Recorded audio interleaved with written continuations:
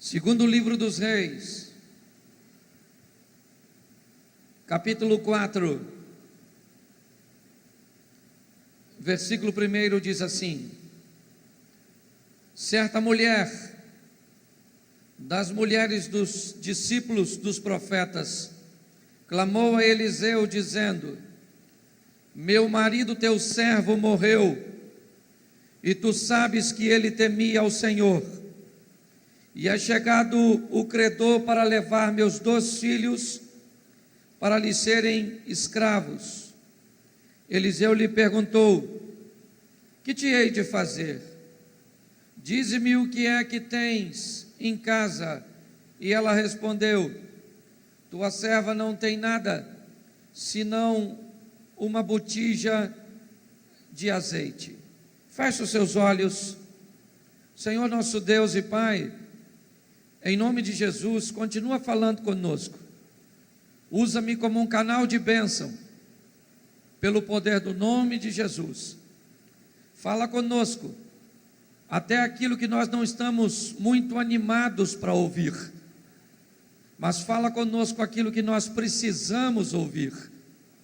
Tira-nos do conforto da mesmice e nos coloque no confronto das mudanças.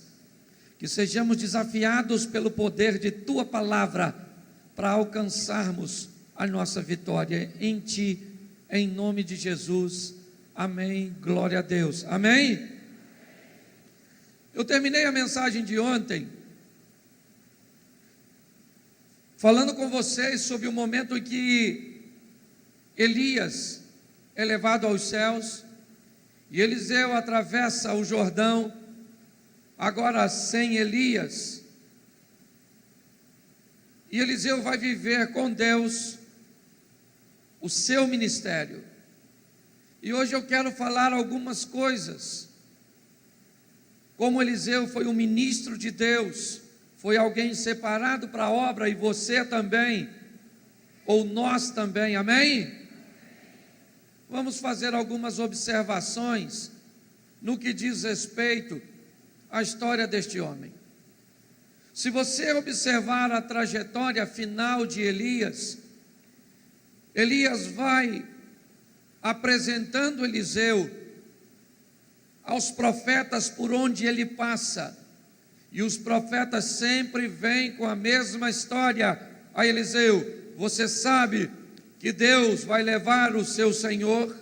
E ele disse: eu sei. Mas na verdade Elias está apresentando a Eliseu esses profetas. Agora que Elias não está mais presente, e sim Eliseu, um dos homens morre, e a mulher deste homem procura Eliseu com a seguinte história: meu marido, teu servo, é morto. O meu marido morreu e ele temia ao. Mas apesar de ser um homem temente a Deus, ele esqueceu que morria. Pastor, por que ele esqueceu que morria? Porque se ele lembrasse que morria, ele não deixava a dívida para a mulher dele pagar. Porque tem hoje homens que são muito tementes a Deus, vão morar no céu, mas não sabem administrar seus bens. Tem hoje pastores e líderes que não podem se dar o luxo de morrer, senão a viúva no velório já tem que estar caçando outro para pagar as dívidas. O defunto está no caixão e a viúva já está em alerta para ver quem é que vai assumir o posto. Ué, isso é um grande alerta para mim e para você, porque o homem era temente a Deus, mas tinha problemas com finanças, tinha problema em administrar seus bens. Ele deixa uma dívida que para a mulher é impagável, e a mulher diz: a Eliseu que vai ter que entregar como pagamento seus filhos. Olhe só, Eliseu já entra no ministério com uma situação extremamente difícil para se resolver. E ele diz à mulher, porque a mulher esperava dele uma solução, porque Elias não está mais ali. Se Elias estivesse, o caso não seria levado a Eliseu, e sim a Elias. Só que a história de Elias já acabou. Deixa eu falar uma coisa para vocês. A história de Moisés é bonita? É uma história de sucesso. De Davi, Salomão, o Pedro, o Paulo, o João. Só que esses caras todos já morreram. Você sabia disso? Sabia?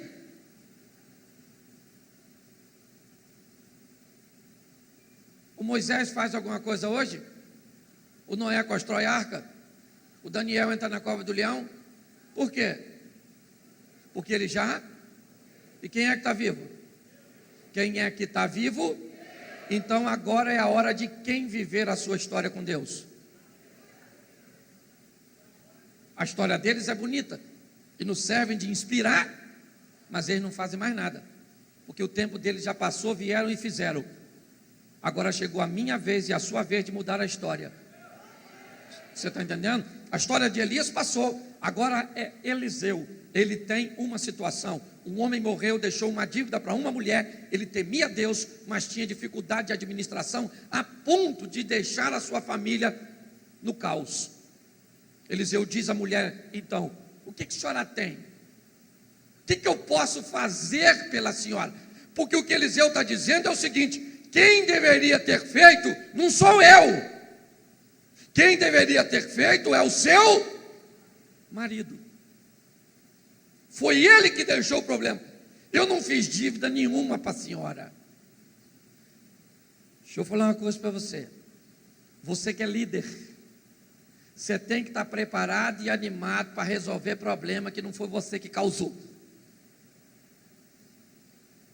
Porque eu aprendi que liderança pastoral, principalmente, é igual médico. O cara vem doente, o cara receita o remédio, eles vão para casa e não tomam. Tem gente lá na igreja que eu não atendo mais no gabinete. Eu não atendo, porque eu não estou aqui para perder meu tempo. O cara entra lá e diz: pastor, estou vivendo isso, isso e isso, o senhor pode me ajudar? Eu sempre dou as opções, mas eu não dou a escolha é sempre dele, sabe? Esse dia entrou um cara lá e falou assim: pastor, minha mulher me traiu 11 vezes, o que o senhor acha que eu devo fazer?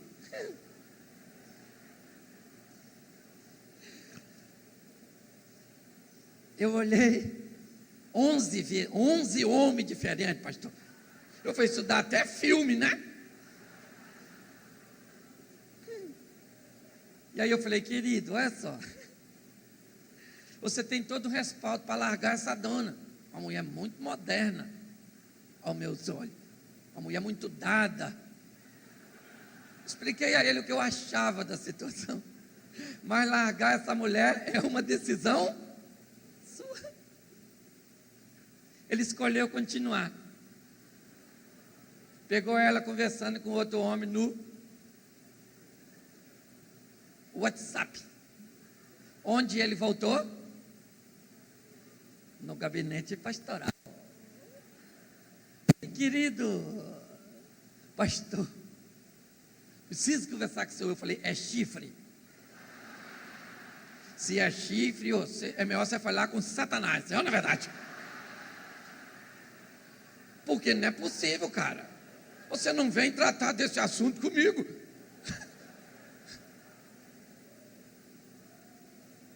Só para você ter noção como é que as coisas são. Nós temos que estar preparados para isso.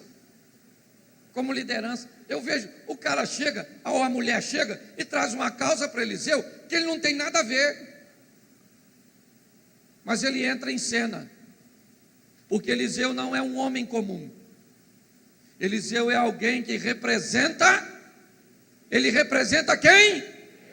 Então ele diz: o que eu hei de fazer pela senhora? O que a senhora tem lá na sua? O que a senhora tem lá? Porque é a partir do que você tem que Deus vai fazer um milagre. Não importa a quantidade do que você, porque algo pode ser pouco na sua mão. Na multiplicação dos pães, quantos pães o menino tinha? 5 e 2, na mão de Jesus, aquilo foi suficiente para alimentar a multidão. Nós precisamos preparar pessoas como Eliseu, pessoas que trazem consigo a representatividade de Deus. O que a senhora tem? Um pouco de azeite. Ele diz: então nós vamos começar a partir daquilo que a senhora, e vamos fazer um milagre a seu, porque a misericórdia de Deus entrou em favor daquela família. Mas este homem era alguém que vivia um cenário, porque se você foi chamado para Deus, para viver no ministério, você não é um causador de problemas, e sim um solucionador. Se você anda com Deus e é você que está causando problema, querido, reveja seus valores, seus conceitos. Eliseu estava ali, mediante uma situação difícil, e esse primeiro ponto dele, eu queria aplicar nesse contexto de ministros, que aprendam a administrar seus bens. Não crie problemas. Essa era a minha maior preocupação. Sempre foi. O que vai acontecer com a minha família o dia que eu partir desta terra? Não deixar minha esposa com dívida.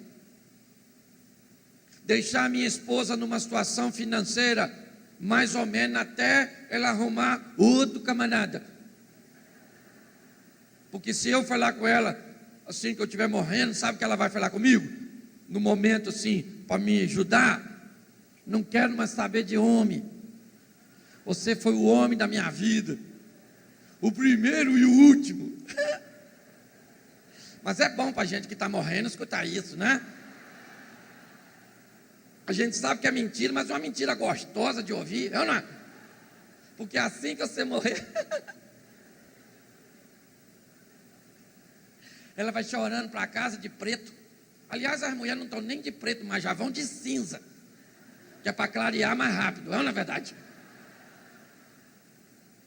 Porque a vida é assim, querido. É assim que funciona. Eu sempre tive essa preocupação. Então, tem homem aqui? Levante a mão, só os homens. Os que têm certeza. Na dúvida, faz assim, ó. Isso. Deixa eu falar uma coisa para você. Você está pronto para ouvir? Está pronto? Tem certeza? Então eu vou falar. Estou parecendo até Eliel. Vou falar uma coisa para você. Mulher não foi criada para sustentar o lar. Ela pode sustentar por algum tempo, porque é uma mulher de fibra, é uma mulher guerreira, mas mulher não foi feita para sustentar a casa. Isso, só as donas que aplaudem. Eu falei que eles não iam gostar. Olha só, eu conheço mulher que paga as contas, satisfeita, por um período. Porque na cabeça das mulheres, normalmente a via de regra é assim: o dinheiro é meu, eu posso até compartilhar com a casa, mas eu não estou aqui para isso. Na cabeça de um homem o dinheiro é da minha família, se sobrar alguma coisa é meu. Só que hoje está assim de homem, embaixo da sombra da mulher. uns marica, uns borra-botas. Mulher gosta de macho. Pastor, olha, um homem de Deus para mim, ele deve desempenhar 3 funções: cama, sofá e altar. Um homem de verdade, ele tem que ser o sacerdote para orar, até porque mulher é um bicho muito esquisito. Você chega um dia, ela está morrendo, olha como é que eu estou, pele ressecada, cabelo esvoaçado, seios doloridos, retenção de líquido. Você fala, minha mulher morreu. Semana que vem você chega lá, está ela, olha como é que eu estou legal, legalzinha, bonitinha. Você fala, eu casei com Fênix. É a mitologia grega dentro da minha casa. Minha mulher ressurge das cinzas. É ou não é? Então o homem tem que ser sacerdote, porque se não for, tu mata ela. Porque a mulher tem uma mudança repentina. Ela entra rindo por essa porta e sai chorando por aqui. Sai chorando e entra rindo. E você pensa, quem é isso? Mulher. Eu tenho explicado que às vezes o homem é tão bobo que acha que a mulher dele não olha para outro homem. Porque o homem olha para a mulher assim, ó.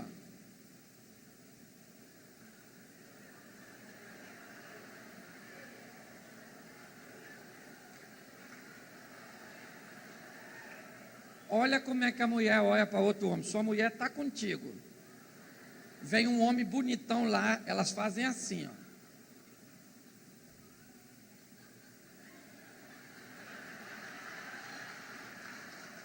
Espera aí. Elas dão 3 olhadas de mais ou menos 2 ou 3 segundos cada uma. Só. Na primeira olhada ela escaneou o malandro. Na segunda olhada ela comparou com você. Na terceira olhada ela já te reprovou. E o mais legal, você nem notou. É ou não é verdade? E isso é só para você ter noção. Se um homem não for um homem de Deus, se um homem não for um sacerdote, se o homem não receber de Deus instruções para lidar com sua esposa e com o seu lar, ele vai sucumbir. Posso ouvir um amém? Amém. Mas esse mesmo homem, sacerdote, homem do altar e da oração, tem que ser o homem do sofá. O amigo que vai sentar e vai falar, como vai você? Eu preciso saber da sua vida. E ela vai falar, e quando uma mulher fala, você tem que prestar atenção, não se meter muito, mas prestar atenção. Porque quando a mulher fala, nunca resolve o problema que ela está falando. Porque se você resolver, o problema acabou e ela não tem mais o que falar. Então quando a mulher fala, ela não quer resolver, ela só quer falar. Então você estimula. Ela fala, estou com um problema, você fala, fala querida, desabafa. E ela vai falando, você não fala nada, mas vai com expressões assim, ó.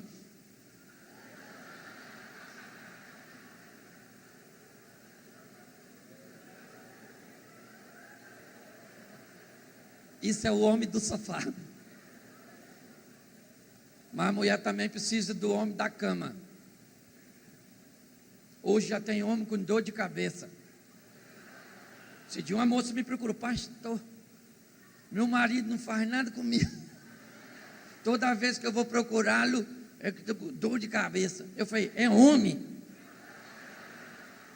Que isso não é coisa de homem, não é? É porque o homem está em extinção. Daqui um dia nós vamos entrar no museu, está lá um tiranossauro rex. E do outro lado, o que é aquilo? Homem. Extinto também da face da terra. Homem está igual o mico-leão dourado, para ver só em cativeiro. É ou não é? Eu preciso entender. O primeiro posicionamento aqui, que eu queria trabalhar com vocês, de Eliseu, é esse. É mostrar esse homem de Deus, temente a Deus, mas que tinha problemas para administrar seus bens, sua casa, e deixa a mulher nesta situação. Homens, escute o que eu estou falando. Mais de 80% dos problemas que você tem na sua vida, na sua casa e na sua família são por posturas inadequadas ou por negligência. Não vem botar culpa na mulher. Ah, pastor, a mulher já começou desde a Eva. Tá bom, bonitinho. A mulher estava na queda, mas Jesus, olha só, veio ao mundo através de sem a intervenção de um homem. Ou então, se a mulher estava na queda, ela também estava na redenção, porque Deus quis igualar as coisas. Você está entendendo? Então não venha se esconder atrás dessas colocações. Nós estamos precisando de homens. Ontem eu falei sobre um homem, Elias, fazendo uma transição. Hoje eu estou falando de um homem, Eliseu, porque este mundo está precisando de homem. Algumas mulheres não gostam. Pastor, eu sou moderna. Pô, a senhora pode ser moderna. A senhora pode ganhar dinheiro com força, ganhar mais dinheiro que o seu marido, mas isso não põe na senhora uma espora. Não vou chamar a senhora de galinha para não ficar feio. Só vou dizer que a senhora não é galo. Isso já é o suficiente na minha aplicação e não comparação. Ok? Então hoje eu preciso que esses homens e essas famílias que servem a Deus entendam que precisam administrar seus bens, que precisam pôr em ordem a sua casa para caminhar com Deus. Só que eu preciso mostrar para você mais um episódio para me fazer aplicação. É rapidinho. Capítulo 4 ainda, versículo 8. Novamente, agora o segundo caso. Certo dia Eliseu passou por Sunem, onde se achava uma mulher rica, a qual constrangeu a comer pão. Daí todas as vezes que passava por lá, entrava para comer. Ela disse ao seu marido: vejo que este que passa sempre por nós é um santo homem de... A mulher viu que Eliseu era um homem de... Ela viu por quê? Ele pregava para ela? Ele pregava para ela? O que ele fazia? Ele simplesmente... E o que deu a ela essa leitura? Por que uma mulher rica, sem problemas, bem casada, olha para um homem passando na rua e decide na casa dela arrumar um espaço para ele? Porque ela viu que ele era um homem de... Não pelo que ele, mas pelo que ele vivia. Um verdadeiro ministro de Deus costuma falar pouco e mostrar muito quem é Deus na vida dele. Esse negócio de falar demais é complicado. Tem gente que é expert na oratória, mas é horroroso no estilo de vida. E a melhor leitura que você pode ter de alguém é buscar as pessoas próximas a esta pessoa, a quem observa de perto, a quem está interessado, para dar um diagnóstico. Quer saber? Vocês acham que eu sou engraçadinho? Que eu sou divertido? Que eu sou legal? Você acha? Legal. Quer saber se eu sou ou se isso aqui é uma máscara? Esses dias foi um pregador lá na igreja, Flamarion, e ele disse assim: sabe por que nós pregamos e as pessoas não se convertem? Porque as pessoas não vêm ao culto, elas só trazem para o culto o personagem que elas criou. porque o dia que as pessoas vierem para o culto e deixarem os personagens em casa, elas vão mudar, mas as pessoas vêm com máscaras. Elas não trazem quem são, trazem quem elas querem que as outras pessoas. Isso é um grande desafio.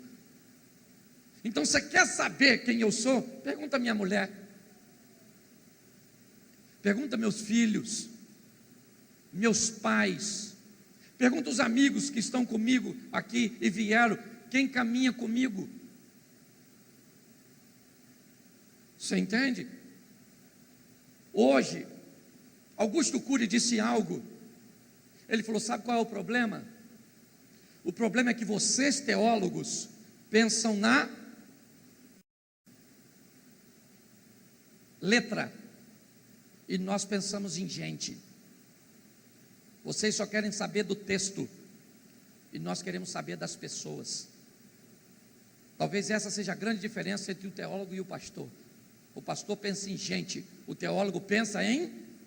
A gente vai pregar para um teólogo, a gente diz assim: Noé botou os animais puros na arca. Sabe o que o teólogo pensa? Não botou nada. Quem escreveu sobre animais puros e impuros foi Moisés. O texto está lá na frente.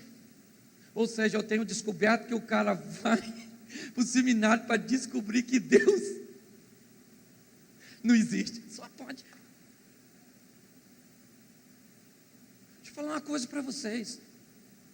Nós precisamos ter maturidade, ter entendimento e aprender que o que mais inspira as pessoas não é o que eu falo, é o que eu faço, vivo.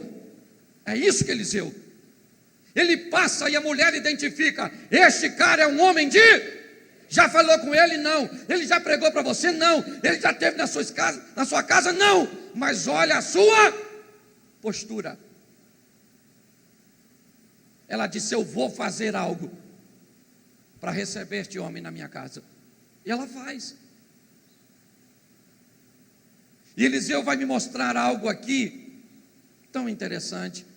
Ele está deitado e poderia estar pensando em tantas coisas, mas um pensamento permeia o coração deste homem de Deus: o que é que eu posso fazer por esta? Eu preciso retribuir o que esta mulher está me fazendo. Gratidão. Para eu chegar onde eu estou, eu não cheguei sozinho. Muitas pessoas começaram comigo, e eu sou grato às pessoas que me trouxeram para cá, porque eu não vim aqui só com a mão de Deus, eu vim aqui com a mão de Deus movendo corações de pessoas. Você acha que eu sou o melhor pregador? Não sou. O mais eloquente? Não sou. Por que eu venho para cá? Porque Deus usa pessoas para me trazer. Me deu relacionamentos, sabe, para que eu pudesse chegar onde eu estou. Eu preciso entender isso, e eu sou grato por isso. Eu aprendi a ter gratidão. Eliseu, olha, ele é o profeta, ele é o homem de Deus, mas ele está deitado naquele quarto pensando: o que eu posso fazer por esta mulher? A coisa que mais vemos hoje é ingratidão. Você não era nada, seu pastor te deu uma oportunidade, alguém te deu uma oportunidade, você cresceu, você se projetou, e hoje você acha que chegou por seus próprios méritos. Não, querido, ninguém faz nada sozinho. Eliseu, deitado ali, chama Geazi e diz: Geazi, essa mulher tem cuidado de nós com tanta abnegação, o que nós podemos fazer por ela? Chama essa mulher. E a mulher chega. Ele diz: o que eu posso fazer pela senhora? Falo ao rei, falo ao comandante. E ela disse: eu não preciso de. E Eliseu disse: eu não quero saber se a senhora está precisando, é gratidão. Eu quero fazer. Você tem que aprender a ser grato. Hoje está assim, de filhos ingratos. As mães dedicaram sua vida, seu tempo. Hoje os meninos, desse tamanhozinho, quebra bater na mãe. E você não pode bater nele, não. Crime. A Bíblia diz que criança tem que apanhar, porque toda criança nasce doida. Você sabia disso? Provérbios. A vara da disciplina tira a loucura do coração da criança. Se a vara da disciplina tira a loucura do coração da criança, toda criança é doida. Precisa apanhar para tomar consciência. Mas hoje não pode bater, pode? Não. Ele denuncia você. Nós não tínhamos ninguém para denunciar quando nós apanhamos. Quem aqui apanhou quando era pequenininho? Apanhei. E tenho orgulho. Minha tia me batia estilo carrossel. Pegava na mão e ia assim, ó.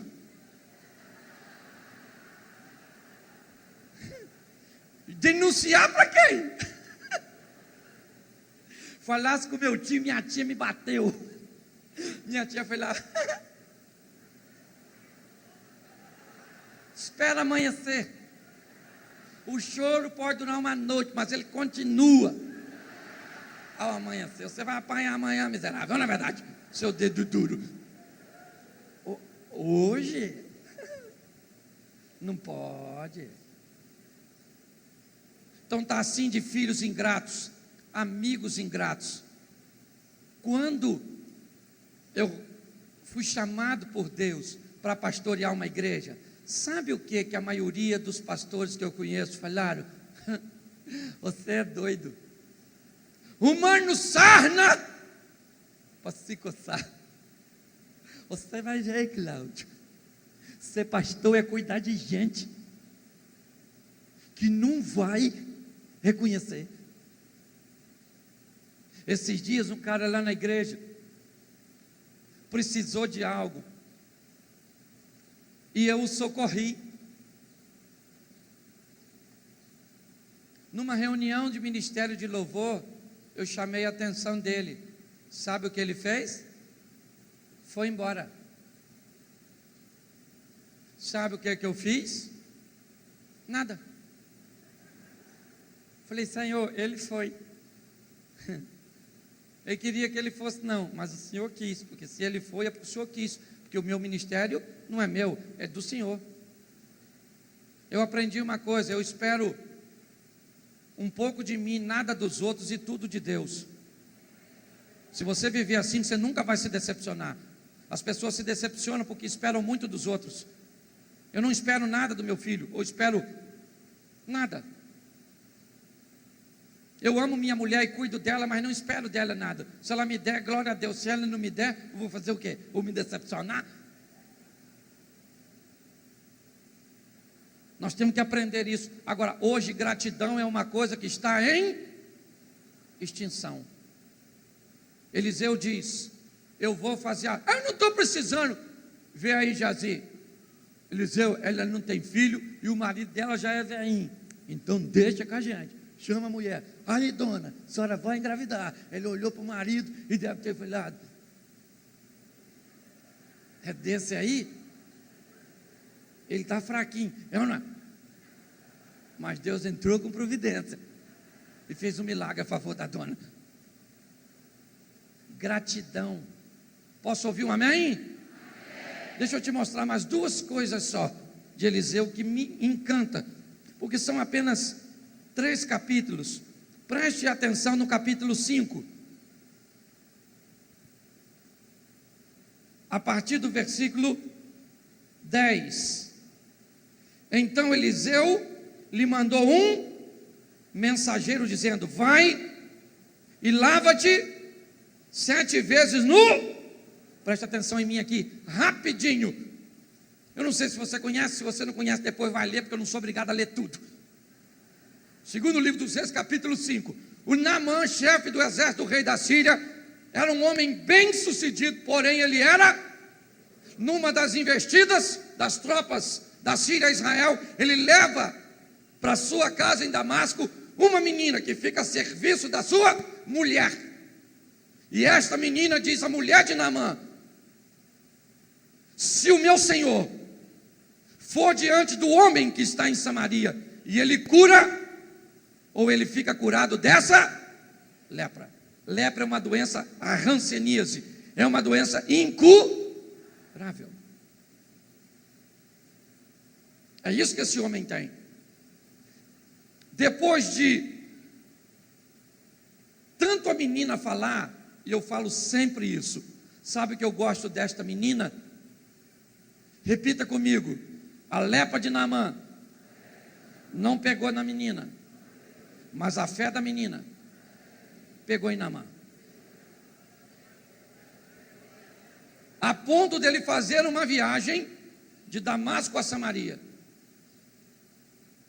E quando ele chega com a carta do rei, o Naamã, que o rei leu a carta, o rei rasgou sua roupa.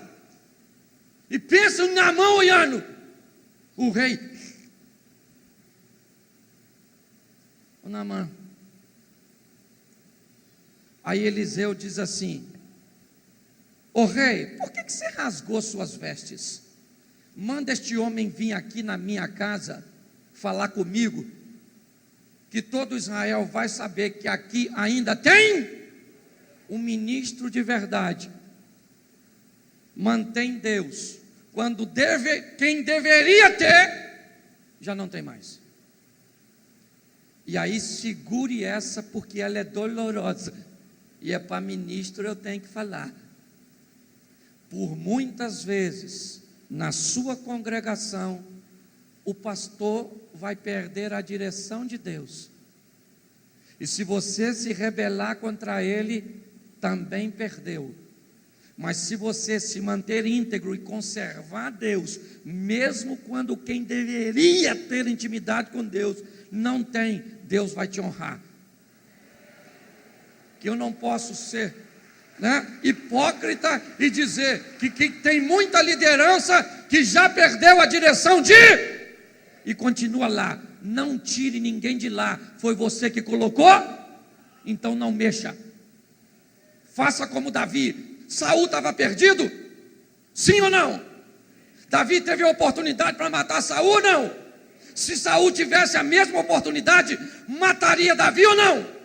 Davi matou Saul ou não? O que Davi disse? Eu não vou mexer na vida dele. Não fui eu que coloquei ele lá, então não sou eu que tiro.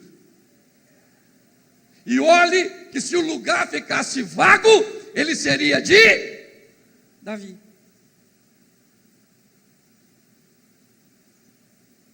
Eu preciso entender isso. Naamã vai para a casa do rei, porque ele espera. O cara é o monarca, ele é o líder do povo. Se tem alguém que tem influência com Deus, deve ser ele. Mas se ele não tiver mais, você tem que ter. Você está entendendo? Se a unção de Deus não está lá no rei, não está lá no palácio, querido, tem que estar em alguém. E esse alguém quem é? Sou eu, é você. Não para me rebelar, não para fazer motim, não.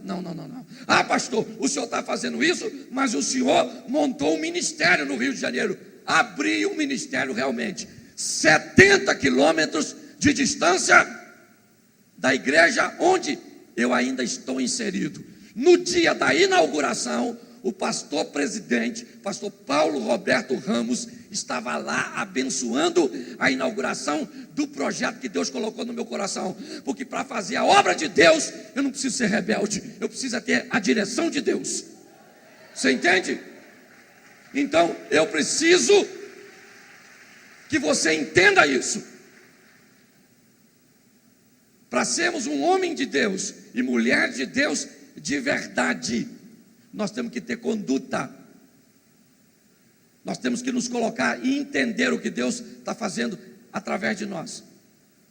Quando eu olho aqui, Eliseu diz: manda esse cara vir na minha casa, e todo Israel vai saber que Deus ainda está aqui. Amém? Todos nós temos que ter a responsabilidade de carregarmos em nosso coração a presença do eterno Deus. Se homens já se perderam, isso não é problema meu. Se homens já se desviaram, isso não é problema meu. O meu problema é manter a minha vida íntegra. Amém? Ainda que os meus líderes, ou ainda que muitos já tenham se pervertido. Eliseu me mostra isso aqui. Naamã vai à casa dele e Eliseu diz a ele: vai ao rio, lava-te 7 vezes. Ele lava, volta limpo. E olhe só o que Naamã diz a Eliseu: toma esses presentes. Eliseu disse: não quero. Ele disse: então você me dê autorização para eu levar uma carga que 2 mulas consigam levar, porque quando eu chegar em Damasco, eu vou fazer um altar, porque aqui em Samaria eu não recebi só a cura, eu conheci o Deus de verdade. Ele diz: quando eu entrar e for fazer a segurança de meu senhor, do rei da Síria, e ele entrar no templo de Rimom, e ele dobrar o joelho, provavelmente, para eu apoiá-lo, eu terei que me dobrar e que me curvar também. Mas eu quero te avisar, Eliseu, que quando eu estiver lá, cumprindo as minhas obrigações para com o rei, o meu coração nunca mais se dobra diante de Rimom, porque ele só está diante do Deus que eu conheci em Israel. E sabe por quê que isso aconteceu? Porque Eliseu se conservava íntegro, enquanto aqueles que deveriam ser íntegros não eram mais. Você pensa que eu poderia ficar a manhã inteira falando disso com vocês, mas eu quero terminar no capítulo 6,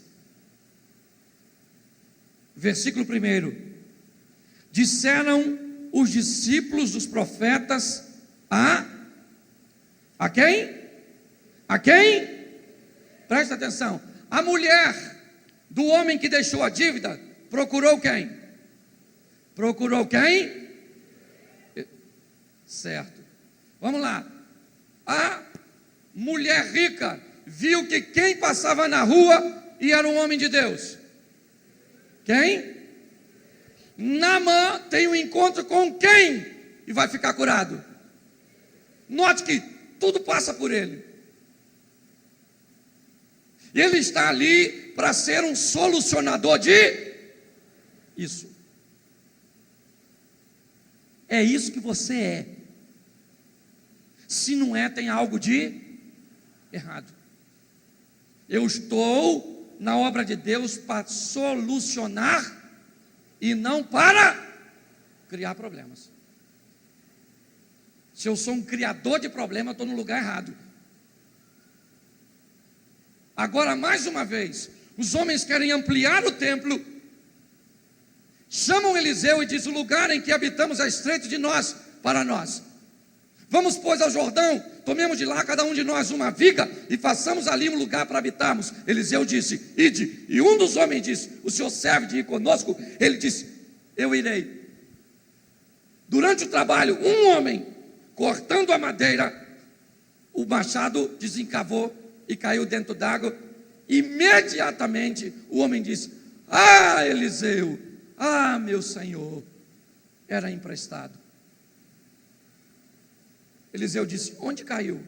E ele disse: caiu ali. Ele pegou um pau, lançou, o machado flutuou. Ele disse: pega e coloca, e a obra continua. Sempre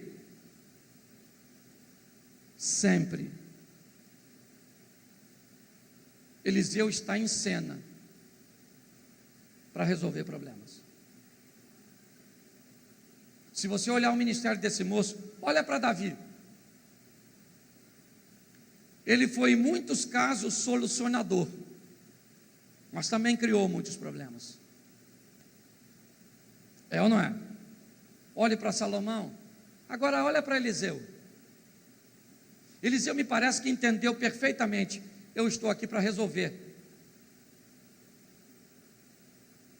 É para isso que eu estou aqui. Eu estou aqui para resolver problemas. Eu costumo dizer, quando você entra no banheiro da sua congregação, alguém veio primeiro que você, urinou e não deu descarga. Um papel higiênico caiu no chão e está molhando. Deixaram a torneira da pia aberta. E a luz do corredor acesa. O que você faz? Quando você pega, ninguém está vendo, você está sozinho no banheiro, mas você faz assim com papel higiênico. Põe aqui, fecha a torneira aqui, dá a descarga aqui, apaga a luz aqui. Deus fica olhando e diz: olha como é que Ele cuida da minha casa.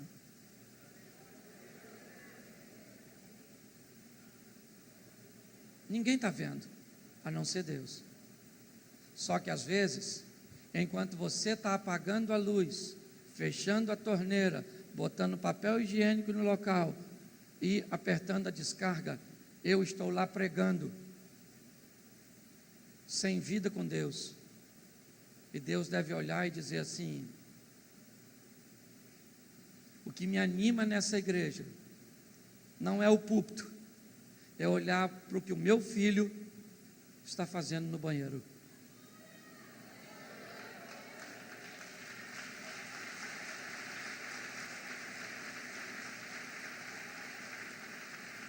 Às vezes, o que parece ser mais honrado, não é. A verdade é essa. Eliseu entra em cena no capítulo 6. Primeiro, para criar uma situação bem interessante. A obra tinha parado. O machado desencavou. E quando o machado cai dentro d'água, a obra para. Às vezes, irmãos, por que o machado? Quem aqui é uma área, quem aqui já trabalhou com machado, levante a mão. Isso. O que faz o machado desencavar? O excesso de atrito, pancada. Ele tem, na cabeça do machado, ele tem um objeto chamado cunha. A cunha é a peça que prende o machado no cabo. Eu costumo dizer que o cabo do machado somos nós. O machado em si é Cristo. E o que prende Cristo na cabeça do cabo é o Espírito Santo, a cunha. Mas por muitas vezes, ao longo da caminhada, da prestação de serviço e do trabalho, o machado vai frouxando. E de vez em quando tem que ter uns, quem já trabalhou sabe, de vez em quando você inverte o machado e vai às vezes com ele, quando você não tem algo para bater, você vai com ele no chão e faz assim numa pedra. E a cunha diz para o machado: você não sai da cabeça desse cabo. O Espírito Santo diz para o cabo do machado: Jesus não sai da sua cabeça, Ele não sai do seu coração, é Ele que governa. Você está entendendo? Tudo que você faz, só faz porque Ele está preso em você. Aquele que está em mim, este sim dá muitos frutos. Só que de tanto bater, o machado esqueceu de fazer o ajuste. O machado ficou só e cabo sem machado só arruma confusão. Parou. Aí chamaram quem? Quem? Chapulim. E agora quem poderá nos defender? Chamaram Eliseu. Eliseu, o machado caiu. O Eliseu falou, caiu? Gente, isso para mim, por isso que eu tenho que ir para o céu. Eu tenho que perguntar essas coisas. Gente, um machado que flutua. Fala sério. Pensa Eliseu jogando o machado fazendo assim, ó.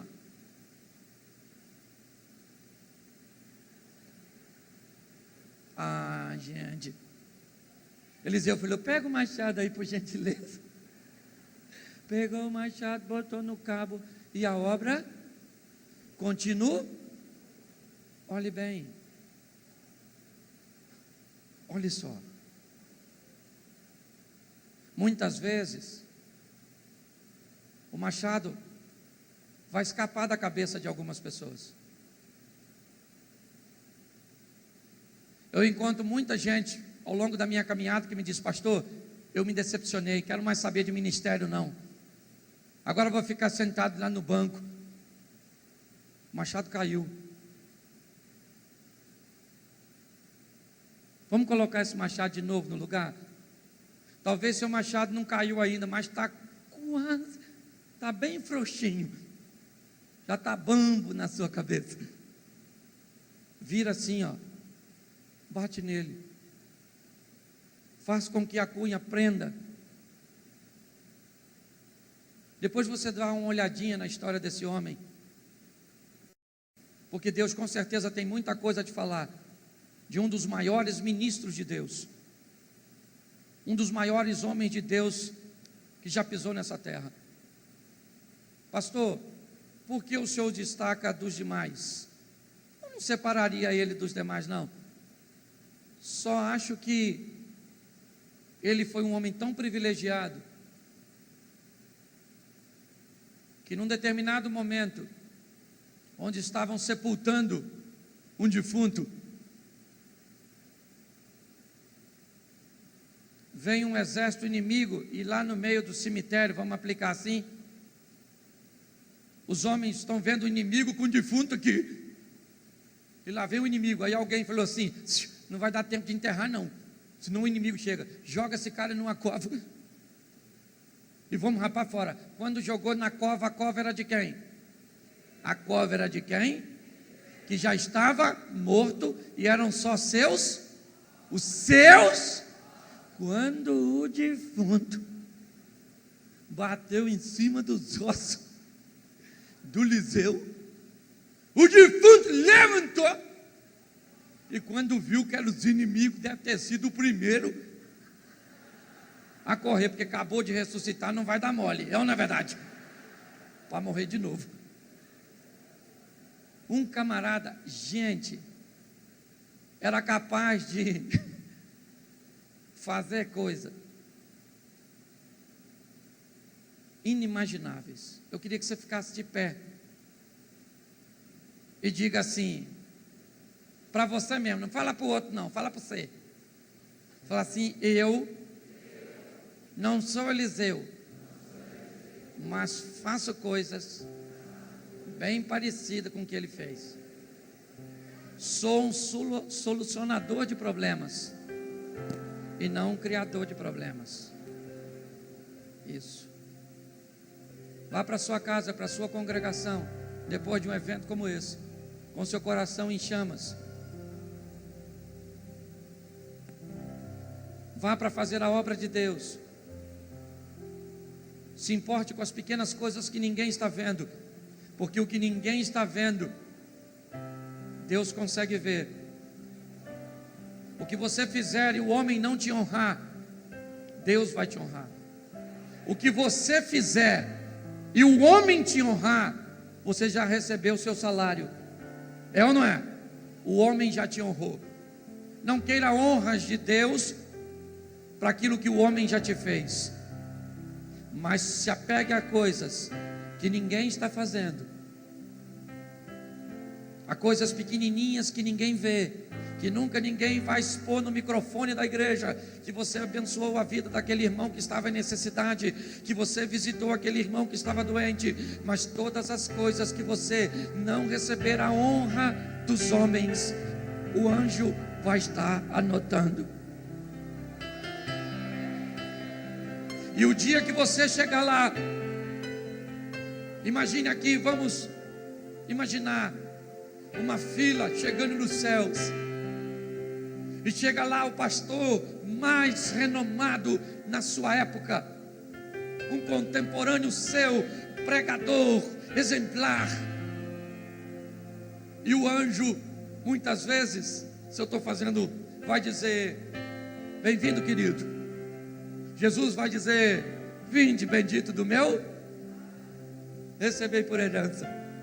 Mas aí quando você chegar, o pregador já recebeu a glória aqui, o pessoal batia palma, gritava, ovacionava, e para você ninguém fazia nada quando você chegava. Aí chega tu, aí o anjo fala: peraí.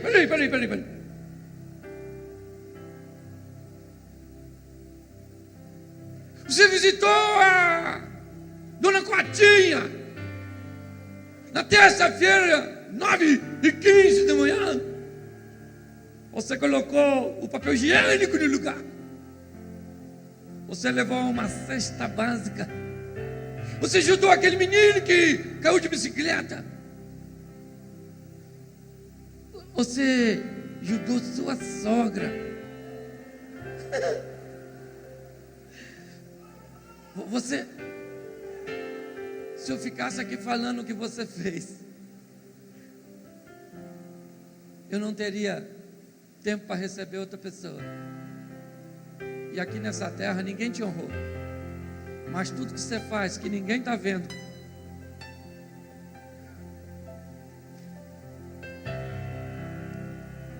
preste atenção. As maiores coisas que eu faço, as coisas mais expressivas que eu faço, ninguém sabe. Eu sei. Às vezes quando eu estou levando, fazendo, eu penso: Senhor, ninguém sabe disso e eu não quero que ninguém saiba, porque se alguém souber vai fazer um elogio, e se me elogiar eu já recebi o salário daquilo que eu, então eu não quero que ninguém saiba. Deixa isso anotado aí. Quando eu chegar aí em cima, posso terminar com Provérbios, capítulo de número, ou deve ser 25 ou 26, 2. Provérbios 25, 2. A glória de Deus é encobrir as coisas, mas a glória dos reis é esquadrinhá-las, é mostrá-las. Deus gosta de coisas que não precise da aprovação e do reconhecimento dos homens. Quando você chegar lá, está tudo escrito. Amém? Não busque a glória dos homens, ou você terá o seu salário pago aqui. Busque a glória de Deus e espere chegar lá.